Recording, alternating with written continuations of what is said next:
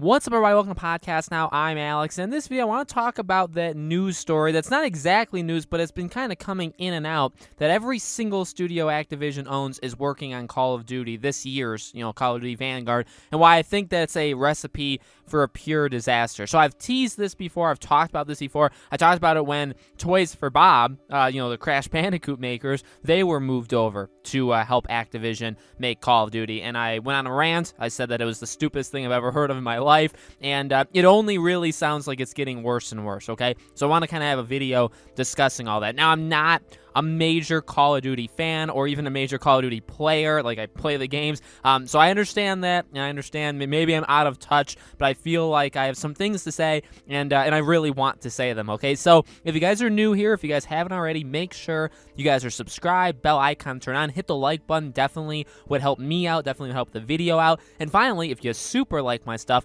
I do have a second channel. It's called Podcast Now Plus. Link for it is always in the description below, or obviously you can just look it up over on YouTube. Okay, so pretty much this kind of re-entered my brain. So I almost blocked it out. I almost did like the Dumbledore thing where you just like lose your memory, kind of store it away somewhere else. I kind of did that. And then yesterday when it was talked about, well, Battlefield was talked about obviously very heavily, and then Call of Duty actually kind of countered I didn't actually expect them to counter, but they did anyway, which is pretty darn cool. And they said how, they're not going to show Vanguard over E3 time. It's not going to be there. They're working on that Warzone map, but they will show Vanguard over the summer in a Warzone event, and they'll go from there basically. And that it's still on pace, it's still coming, it's still releasing this fall or this November on the systems, on PC. So look, I mean, I don't play them, or at least not recently. I have played many Call of Duty games in the past, but not the last like 2, 3, 4 games. I've kind of skipped on them, but I do respect the franchise quite a bit. I think that there's really no franchise or no property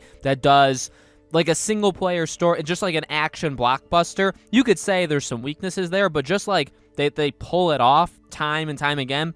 I mean, that you have to show them respect for that. Obviously, being like the biggest media thing that sells every single year, I guess besides maybe GTA when those come out, that is very impressive. You can't take that away from Call of Duty. I'm not trying to take that away from Call of Duty. So I want to make that clear. I don't know if there's going to be people that they're going to hate on me because I'm hating on Call of Duty. I do respect the brand and what they've done for the genre and for all that stuff for many, many years, okay?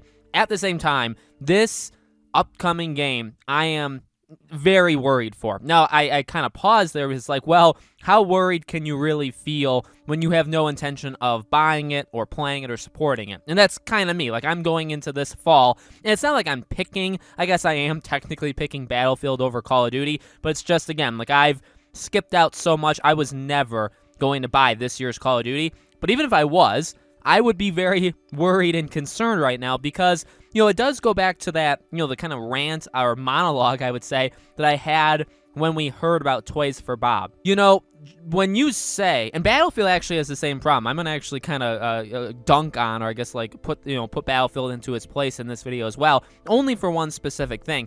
When you say, as kind of a gloating thing, that you have a bunch of your studios that don't make these games normally that are helping with the team, when you say that out loud and you think it's some major like milestone or some major like you deserve a plaque for it, you should go lock yourself in a room and never come out, because that's the stupidest thing you could ever say. In my opinion, now Battlefield, I throw that in there because Battlefield, remember, word on the street is that EA, or that I guess DICE, okay, that team, has around 5 to 7 other teams helping that team out. Now again, it's not every team EA owns. I don't even know specifically which teams they are that are helping them. Maybe they normally help, maybe they're kind of, I don't know, freelancing. I really don't know, to be quite honest with you. But when Call of Duty, specifically for the purposes of this video, when you have made it apparent that a team that made Crash Bandicoot, not Call of Duty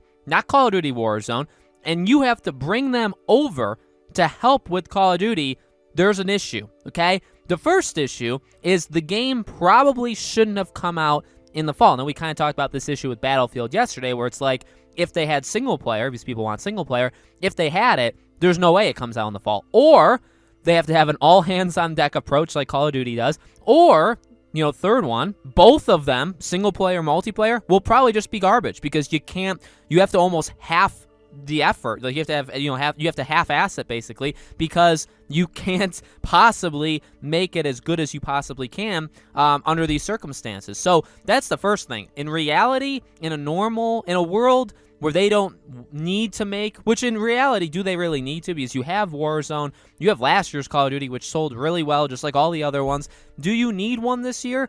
Really, probably not. I mean, remember, the rumors were that there are still rumors that the game won't come out this year, that they'll delay it into next year, and Warzone and then Modern Warfare 3's remaster, or the multiplayer, will be like the big thing for Call of Duty. I mean, right there kind of shows you that they may not actually need the game itself. Maybe there's no single player, or maybe there's only single player for this game, and then the multiplayer is just, a remastered version of a past game. Who knows? Those are all things that are kind of in the background. So, like, you hear all those things, and yeah, are some of them probably lies just made up to kind of stir drama and all that stuff? Sure, I'm sure some of them are, but they've proven that they're taking studios to work on Call of Duty. So why does that in itself make me extremely nervous? Well, I think if you think about it, like, critically, for less than, probably, like, it only takes you around 3 seconds of your time, and you'll immediately notice why there's an issue there, okay? You have a team that doesn't do multiplayer, that's made a platforming game for the most part, right? Crash Bandicoot, they're working on. You have all of these teams. So then it's not admitted that it's every team, but again, the rumor is it's pretty much every single Activision-owned studio. You have people that made Tony Hawk. You have people that just flat out don't do Call of Duty. That's the biggest thing. We can go over example after example. And, well, there's a couple things that come from that. Number one, well, you're stopping all of your other games. All of the games that are in the works from Activision, okay, besides Call of Duty, have literally been frozen. Now, will they go back to it, in October or November? Yeah, and I guess that, I mean, it's not good. I wouldn't even say, at least that's good. No, not really. It's still awful, but at least they can go back to it, okay? That's the first thing. But secondly, you're having all these teams that just don't do multiplayer, don't do Call of Duty, to start just making a different kind of game. I can't see how that helps the game. You know what I mean? Just because you have a all-hands-on-deck approach, if you have an office and you have 100 people, okay, and there's teams and people have different jobs, but then you say, okay, all of you are going to work together one day, actually not for a day, you're going to work for like several times. You're all going to stop your own jobs, and you're going to do one specific job, but 95% of you aren't trained for that job because that's not why we hired you, that's not why you're here, but we need you to start doing it. Well, your job that you left is now going to suffer, which we can see. Which in this instance, right? It's the games. The games just aren't going to release because there are no games being made. And then the thing you go to, who's to say you're making it better? You could very well be making it worse. And another thing, and I guess the final thing, the argument that I would put forward for this is that, again, just because you can say you had 1,000 people, let's say, work on your game. That's possible. I mean, yes, some studios are 100, 200, 300, but you do have outsourcing, and you do have a lot. I mean, look at the credits for any game. There are probably close to thousands for a lot of games of people that touch the game in some respect, right? It's not just, so like The Last of Us Part 2, didn't they say it was like 3,000 people or something insane that worked on that game? Yeah, Naughty Dog doesn't have 3,000 people, or say it's even 1,000, right? Naughty Dog doesn't have anywhere near close to that. It's them, they run the show, and then there's all these other, teams. But I would argue, personally, the larger you get, the more room for error there is. That's just me, and I don't know that for sure because I'm not Activision, I'm not, in those studios making these games. But I would argue that if you're the team that makes it, and even like the outsourcing people that normally help with Call of Duty, okay, you have like synchronization. You know what I mean? You're synced in there. And then all of a sudden you say, okay, we're going to add 5, 6, 7, 800 people. Let's just throw them in. And 100 are going to come from this team, and 200 are going to come from this team, and 50 are going to come from this team.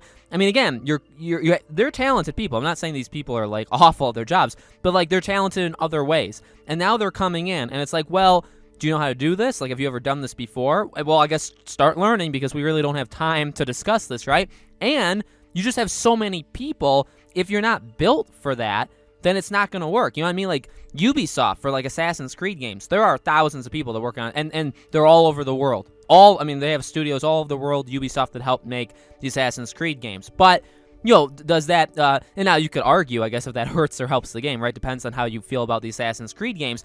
But that's their style. At least they've been doing that. They probably know how to manage that by now. Maybe they didn't originally, or maybe they grew into it, but they know how to do it now, okay? Whether it's good or bad, but they know how to do it.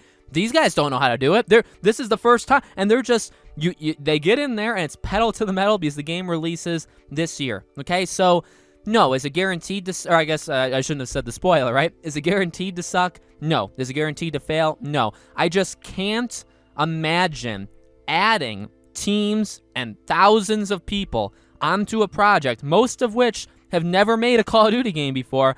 I can't see how that helps the situation. I can actually only see how that makes it worse. Yeah, you maybe get stuff done. Maybe. Like, it maybe increases, how much you can do in a day because you've multiplied by, like, 6 your normal team, okay? But, like, is it good work, or is it work that people don't really know what they're doing? Okay, and that's the question I guess I have, and we will see the answer to that in the fall. So let me know, guys, in the comments below. What do you think? Do you think Vanguard is in trouble? Do you think having every studio under the sun working on one game is a good thing? Let me know. As always, make sure you guys are subscribed, bell icon turned on. Leave this video a like. I don't know if it's going to be well received. Maybe there's a lot of dislikes. That's okay, too.